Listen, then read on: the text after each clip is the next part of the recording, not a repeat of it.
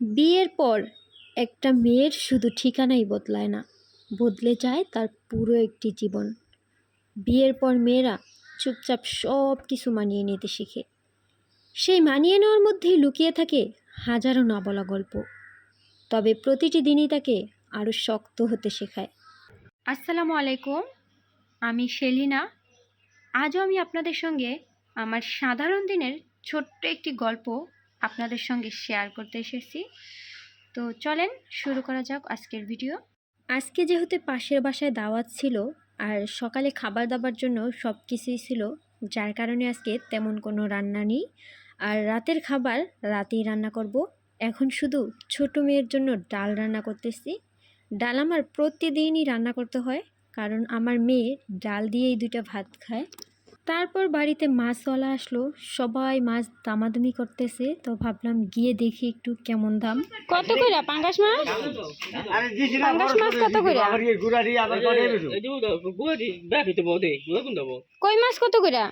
মাছওয়ালা আমাকে কোনো পাত্তাই দিল না, কারণ সে জানে আমি মাছ কিনতে যাইনি, কারণ আমার ঘরের মাছ সবসময় আমার শ্বশুর কিনে। যেহেতু মাছওয়ালা কোনো পাত্তাই দিল না, তাই চলে আসলাম। আর পায়ের তলা যেহেতু আমার প্রচুর জলে, যে কারণে ভাবলাম যে একটু মাটি পাড়াই। আজকেও কিন্তু আমার শ্বশুর মাছ কিনছে, চিংড়ি মাছ। তো কেনার পর ওইটা আমার মেয়েকে দিয়ে পাঠিয়ে দিছে। আজকে যেহেতু কোনো ধরনের রান্না করব না, যে কারণে ফ্রিজে রেখে দিলাম এভাবেই। তারপর এখানে ছিল গতকালকের বাসি দুধ, ওইটাকে জাল করে নিচ্ছিলাম। আসলে সকালবেলা ঘুম থেকে ওঠার পর ভাবছিলাম আজকে যেহেতু রান্না বান্না কম, তাই আজকে আমার কাজও কম। বাট সংসার জীবন বলে কথা, টুকিটাকি কাজের কোনো শেষ নাই। তারপরে তো ছোট মেয়েকে গোসল করিয়ে তারপর আমি আমার বড় মেয়েকে গোসল করাইতে নিয়ে আসছি।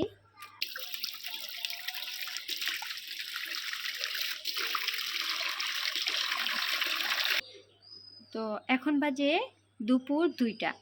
বাড়ির সবাই গেছে দাওয়াত খাইতে, শুধুমাত্র আমি যাইনি। কারণ আমার মেয়ে যেহেতু ছোট, ওকে নিয়ে কোথাও গেলে ও 1 সেকেন্ড যারে কয় স্থির থাকে না, যে কারণে আমি কোথাও দাওয়াত খেতে যাই না।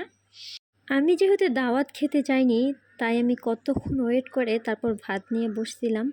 তখনই আমার শাশুড়ি আমার জন্য খাবার নিয়ে আসছে। তখন আমার এত পরিমাণ ক্ষুধা লাগছিল, ভিডিও করার কথা মনেই ছিল না।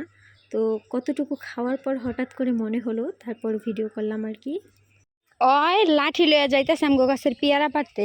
এখন আমি ডাক দিছি দেখা কইতাছে ওই যায় কচুরি টানতে। কই হ্যাঁ, দেখ তো পাকনা আছে নি, তরে দিমু দেখা। ওকে ফাপড় লই কেমনে দেখেন, আর তোর হাসা কথা বার করি কেমনে। তুই কোনটা দেখা গেছিলি? তুই কোনটা দেখা গেছিলি? এটা হ্যাঁ, তাহলে তুই আমার লাগে ফাপড় ললি কে যে আমি কচুরি টানতে যাই, মিশা কথা কলি কে? আজকের এই ছোট্ট ভিডিওটি এ পর্যন্তই। কেমন লাগলো অবশ্যই কিন্তু কমেন্টে জানাবেন।